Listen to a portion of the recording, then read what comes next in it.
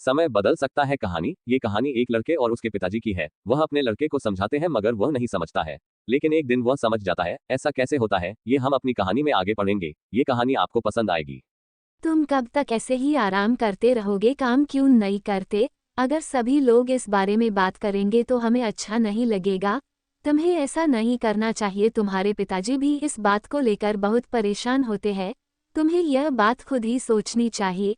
कल को तुम्हारी शादी भी होगी, उस वक्त की बात तुम्हें सोचनी चाहिए। इस बात का क्या प्रभाव पड़ता है?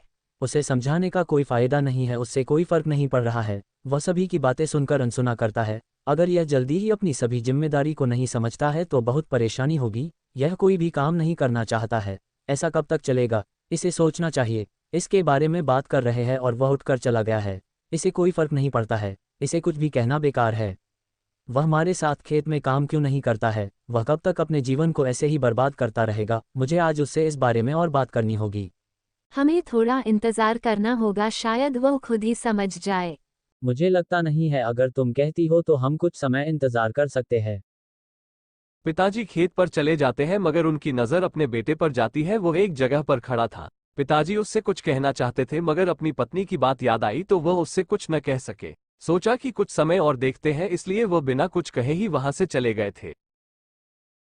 जब शाम हुई तो वो काम करके घर की ओर चल दिए थे। जब वो घर आए तो लड़का आराम कर रहा था। उसे देखकर बहुत गुस्सा भी आ रहा था मगर पिताजी चुप थे। वो कुछ देर बाद खाना खाने लगे थे। लड़के ने खाना खाया और आराम करने लगा था। बेटा, कुछ समय अपने पिताजी के साथ में भी बिताना चाहिए, शायद उन्हें तुमसे कुछ कहना होगा। इनके पास तो एक ही बात है, वो काम के बारे में बात करते हैं। उनके पास इसके अलावा कोई और बात नहीं है, जिस बारे में मुझे लगता है बात करने से कोई लाभ नहीं होगा। ये बात सुनकर पिताजी को और भी बहुत तेज गुस्सा आ रहा था मगर वह चुप थे। वह कुछ नहीं कह पा रहे थे। थोड़े समय बाद ही वह सोने चला गया था। पति और पत्नी इस बारे में बात कर रहे थे कि यह पता नहीं कब अपनी जिम्मेदारी को समझेगा, पता नहीं कब इसे अपने काम की चिंता होगी। जब सुबह हुई तो एक आदमी उनके घर आया था।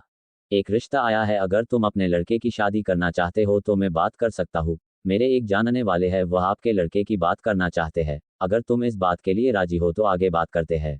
मुझे लगता है कि तुम अपनी जगह पर ठीक हो मगर मेरा लड़का तो कुछ भी काम धंधा नहीं करता है। मैं इस तरह कैसे हाँ कह सकता हूँ? जब वह कोई काम नहीं करता है तो मुझे भी लगता है कि यह अच्छी बात नहीं है।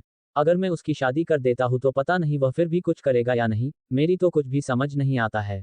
आप चिंता न करें, सब ठीक हो जाएगा। जिनकी मैं बात कर रहा था वह सब जानते, इसलिए मैं आपके पास आया हूँ, नहीं तो मैं ये पर नहीं आता। अगर आपको यह अच्छा लगता है तो आप हाँ कह सकते हैं, बाकी सब ठीक होगा।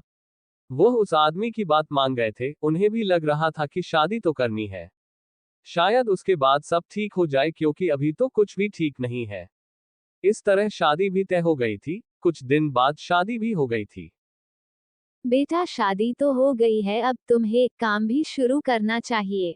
मेरा मन काम में नहीं लगता, मुझसे काम करना नहीं होता। और ये कहकर चला जाता है। सबको अब यही लगता है कि यह कोई काम नहीं करेगा। ये बात उस लड़के की पत्नी सुन लेती है। उसके बाद वह भी घर में कुछ काम नहीं करती है।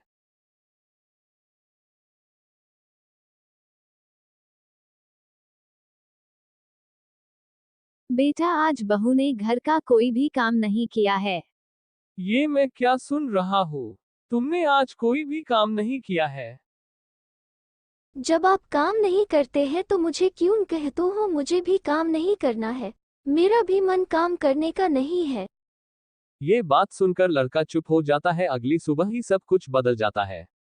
लड़का काम पर चला जाता है। ये देखकर पिताजी बहुत खुश हो जाते हैं। जो पहले कभी भी नहीं हुआ था, आज वह हो गया था।